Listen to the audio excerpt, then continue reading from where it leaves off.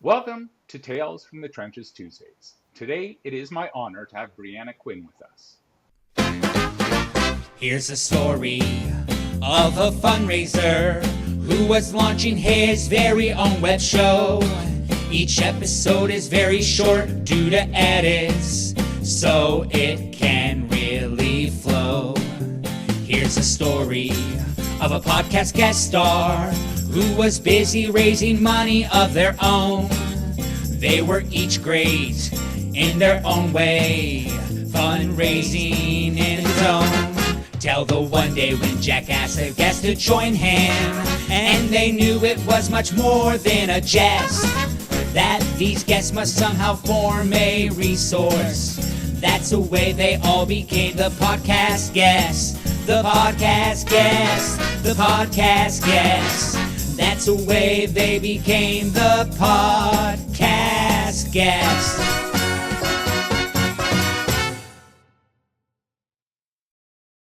Brieanna is the Director of Individual Giving at Merit America. She has over 20 years of philanthropic development experience, raising record-setting donations at higher education institutions and national nonprofits. After graduating from the Lilly Family School of Philanthropy with a master's in philanthropic studies, she spent over a decade working for small and large universities, building comprehensive annual giving programs. Over the last decade, she worked in K-12 education advocacy and policy organizations where she was responsible for corporate and foundation giving, high net worth individual giving, and building a culture of philanthropy. She brings an innovative and collaborative approach where meaningful change is possible.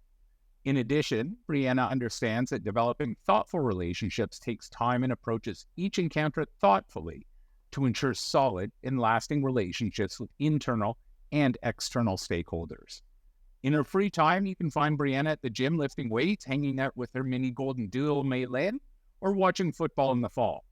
Based out of Indianapolis, Indiana, the month of May is spent at the Indianapolis Motor Speedway gearing up for the Indy 500. Well, welcome, Brieanna. Thank you. Happy to be here.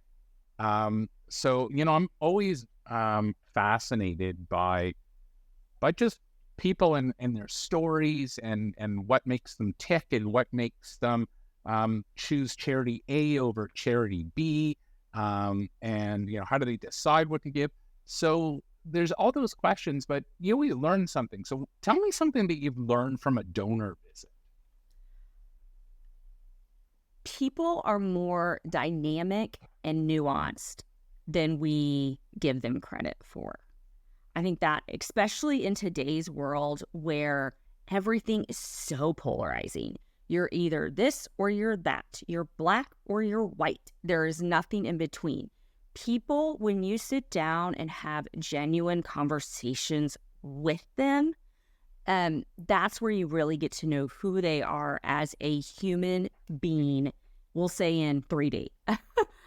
Because I can do wealth screenings, I can Google search, I can get those quotes from the newspaper article. But that's just one slice, and words on a screen, words on a piece of paper can come across very dry, very just sterile, I guess you could say. And so I think for me, it's just learning that people are nuanced and they're complex individuals and they want to do good in the world.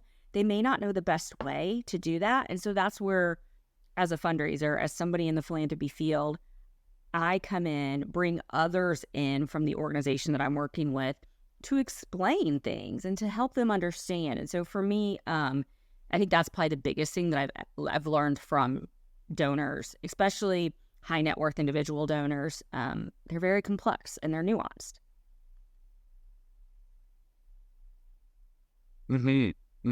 Yeah. I think that so much of when we deal with the high net worth individuals, it all becomes very bespoke. Everything is custom to them, as opposed to the other kind of cohorts where you can kind of group them in. They may not be gigantic groups of thousands or tens of thousands, but at least there are groups. When you get to the really high-end net worth folks, those are all one-offs. There is no segmentation strategy. It's a segment of one. Right. Yeah. Exactly. Exactly. So, so much of what we've learned about philanthropy is really taught to us, or we learned it growing up, right? What are the attitudes around money? What are the attitudes around volunteering? And so tell me about what life was like in Brieanna's house growing up with respect to philanthropy. So I grew up in a Catholic household. And so I went to a Catholic elementary school until third grade.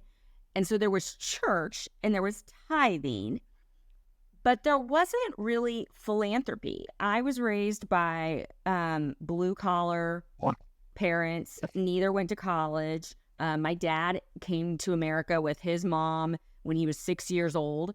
And so this concept of philanthropy was never really discussed or taught to us. And so it is interesting how I sort of wound up here. But I'm the first person in my family to go to college.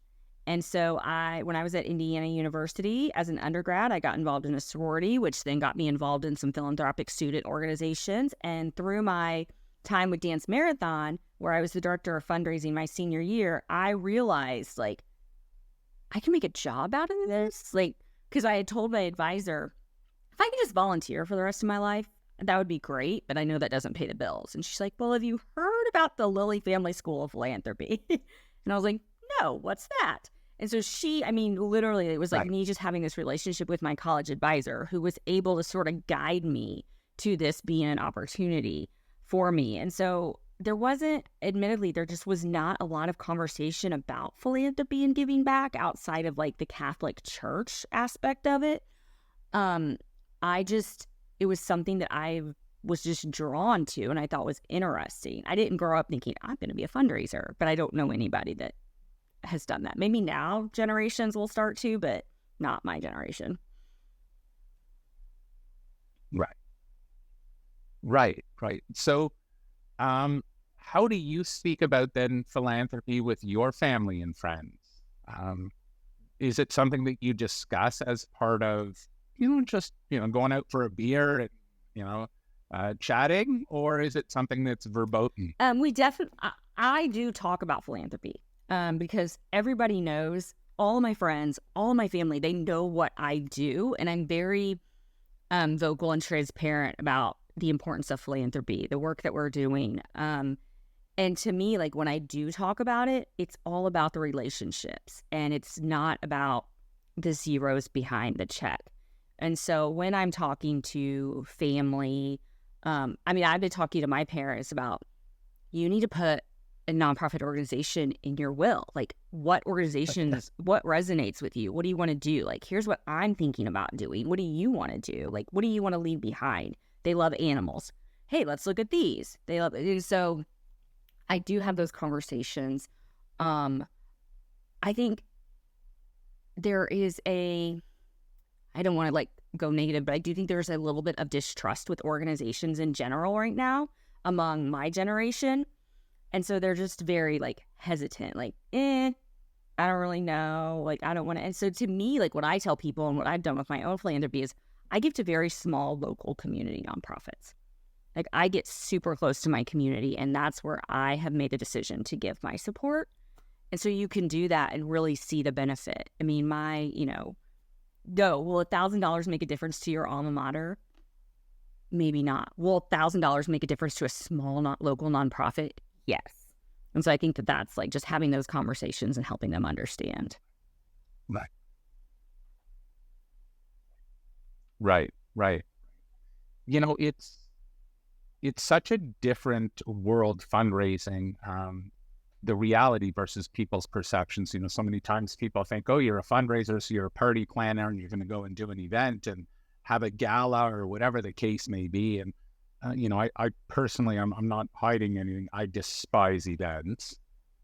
They're total time suck. They're fundraisers, not fundraisers. But how do you see you've been in philanthropy for quite some time. So how do you see it changing and evolving as we go forward? Yeah, I think the sector right now is really in what I would call a storming phase. We went through we were norming for a while, we started to become more professional. And now we're at this stage where it's like, okay, what are we? We're transitioning from very transactional. I mean, when I was in annual giving higher ed, it was all about like alumni participation rate. And what can we do to get the alumni participation rate up? And what are we doing to, raise more dollars and call more people and send more mail? And it wasn't about the relationship, if I'm being transparent. Now, I think we are going through this stage of we're storming. And you can kind of see like there's different philosophies and different camps, you could say, in nonprofits about like, where do we go from here? Like, are DAFs a good idea? What are we doing to build relationships? What are we doing? And so my hope is that we are moving more to that relationship-centered fundraising style, and it's not so transactional, and that it is about relationships. Now, I've been in this field for 20 plus years.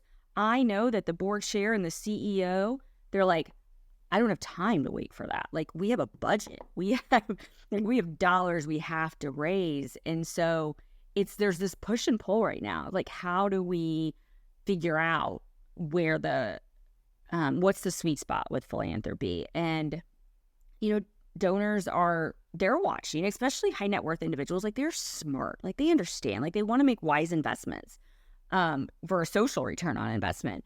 And so I think, I just think we're in a unique phase right now of just trying to figure it out. And if you look on LinkedIn, you see it. You see the people that are talking about relationships, and then you see some of the comments that are pushing back or talking about like, well, I can't do that because I have a budget that I have to raise and I don't have the time to build a major gift relationship that's going to take me 2 years. Like, I need the money now. And so I just think it's a very interesting time.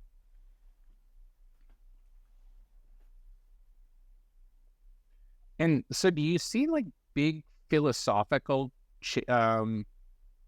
movement in the fundraising world? As time goes on, we see this, huge transfer of wealth that the baby boomers are going to be inheriting. And the baby boomers are the most successful cohort in history. So as a cohort, they don't actually need the money. And we're starting to see some really mega gifts in North America that are being made that have a whole lot of zeros on it from people that are inheriting a whole bunch of wealth. But other than that, like, do you see kind of philanthropy changing direction in the future, or is it just going to kind of keep stumbling along? I hope it changes direction in the future. My concern, and this is like even me like personally and with my friends, is that all the big dollars, the gifts with the lots of the zeros are turning donors who give $5,000 or $1,000 away. So like, well, you don't need my gift. You just received this $20 million gift or $60 million gift. And so I hope there is a change in how we communicate the need, how we communicate the impact and the outcomes. I mean, that's the most important thing. What are the outcomes? What are we doing? I think it's going to take time. I think we're looking at 5, 10, 15 years. And I also think we are in a political year. We're in an presidential election year down here in the United States. And so I think that that's also going to play into it. What does the administration think about, whether it's taxes or DAFs, or there's a lot going on. It's a noisy world. And so I hope it changes, but I think it's going to take time. Right. Well, Brieanna, this has been absolutely amazing. If folks wanted to get hold of you, how would they go about doing that? Yeah, you can find me on LinkedIn. I'm very active on LinkedIn. Brieanna is spelled Brieanna, Quinn, Quinn. We can also thank my dad for that spelling. He wanted all the vowels. But yeah, I try to. So if you followed me on LinkedIn, you'll see that I went through about 7 months of looking for a new opportunity, and really just sort of found my people and was very vulnerable, very transparent, very authentic about trying to find a new role in the nonprofit sector. And I try to pay that forward. If people reach out to me and they want to connect, they want to have a 15, 30-minute conversation, I try to say yes to everyone, just so that I can pay it forward. I mean, I have talked to people in Africa. I have talked to people in Switzerland. I have talked to people in the United States. And so, yes, please reach out. Like, happy to just have a conversation. I think we're all in this together.